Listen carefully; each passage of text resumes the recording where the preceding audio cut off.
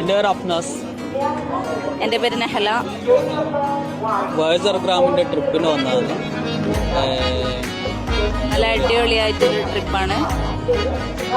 പിന്നെ നമ്മൾ ഒരുപാട് 2 കൊല്ലത്തെ ആഗ്രഹമായിരുന്നു കാശ്മീർ ഡൽഹിയൊക്കെ കാണാനുള്ള. അത് അത്രയും മനോഹരമായി തന്നെ കാണിച്ചു തന്നു.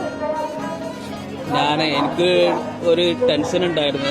അതായത് ഫാമിലിനെയും കൊണ്ട് വരുന്നത് വൈഫ്, മോന്, പിന്നെ വൈഫിൻ്റെ ഉമ്മ, അങ്ങനെ ഫിസിക്കലി ചെറിയ പ്രോബ്ലംസ് എല്ലാം ഉണ്ട് വൈഫിനും ഉമ്മക്കെല്ലാം.